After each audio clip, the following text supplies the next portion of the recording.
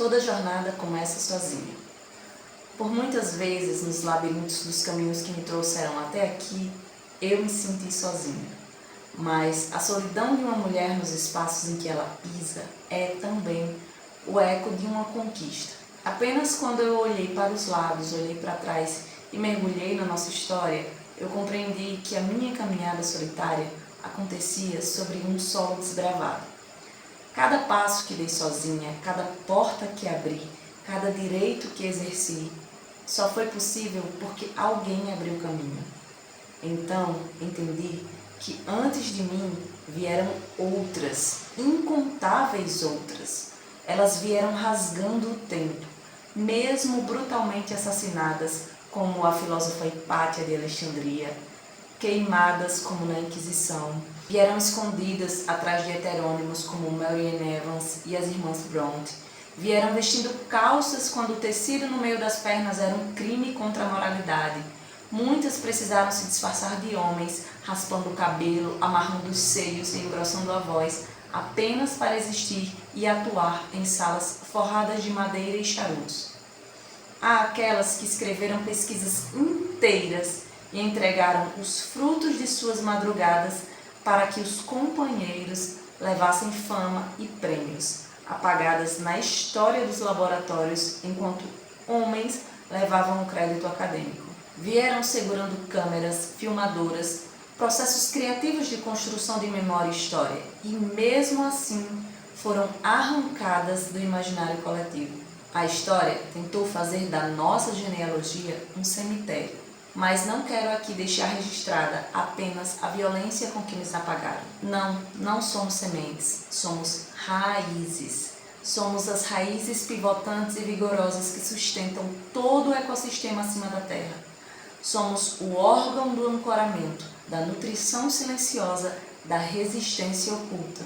Somos nós as responsáveis pela estabilidade e segurança do solo, para que a erosão não leve tudo abaixo. Somos nós que operamos a comunicação invisível e vital, como as redes micorrízicas por debaixo da floresta, enviando sinais químicos e impulsos elétricos para avisar as outras ao nosso redor quando estamos sob ataque, ameaçadas por secas ou por predadores. Somos raízes que buscam água longe, estendendo nossos finos pelos por quilômetros de escuridão impenetrável, seja rastejando até a margem de um rio próximo ou cavando até as profundezas de aquíferos que ninguém mais consegue acessar. Como bem nos ensina a escrevivência de Conceição Evaristo, a nossa voz e a nossa força vem desse fundo escuro da terra, de onde tiramos o sustento, a água e a memória visceral das que nos antecederam. E, assim como as plantas, nós carregamos a memória do tempo e da agressão em nossa estrutura botânica. Quando um galho é arrancado, a árvore não sangra para sempre. Ela forma uma cicatriz, um tecido de cicatrização espesso. Forma-se um nó na madeira que torna o tronco mais denso, mais complexo e infinitamente mais duro de quebrar. Hoje, em pleno século XXI, ainda somos queimadas, ainda somos expostas em praça pública, nos tribunais midiáticos e nas redes de ódio que dissecam e julgam nossas palavras, nossas roupas e nossas ambições. Tentam a todo custo dominar nossos corpos e nos podar para cabermos em pequenos vasos ornamentais. Mas nada tira de nós a marca da nossa história desenhada no nosso próprio corpo. Nossas marcas são os anéis de crescimento da nossa madeira nobre. Cortam nossos caules, mas a raiz brota novamente no meristema calejado. Contudo, a sobrevivência cobra seu preço. A gente solta sim as nossas mãos ao longo do caminho. Às vezes as soltamos por puro instinto, para nos segurar nas beiradas dos precipícios. Soltamos as mãos umas das outras para tatear no escuro à procura das máscaras de oxigênio durante uma despressurização violenta. Cuidar de si não é autoindulgência, é autopreservação. E isso é um ato de guerra. Precisamos de oxigênio para oxigenar nossos ambientes. Para continuar sendo raízes profundas, precisamos respirar. E para que as próximas gerações não precisem soltar as mãos, precisamos de representatividade, que nos devolva o fôlego. Precisamos de heroínas nas histórias em quadrinhos. Precisamos de mulheres negras liderando a política. Precisamos de mulheres trans ditando regras e orçamentos nos espaços de poder. Precisamos de mulheres mães tendo o direito de ocupar o topo sem que a maternidade lhe seja imposta ou que sirva de punição financeira e profissional.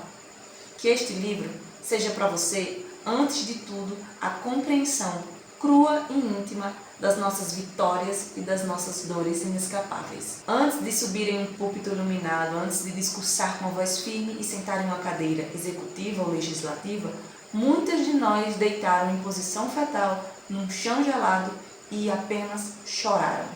Choraram de exaustão, de solidão, de dúvida. Toda jornada começa sozinha, é verdade, mas o paradoxo brutal e belo da existência dita que, para começar, precisa-se de alguém.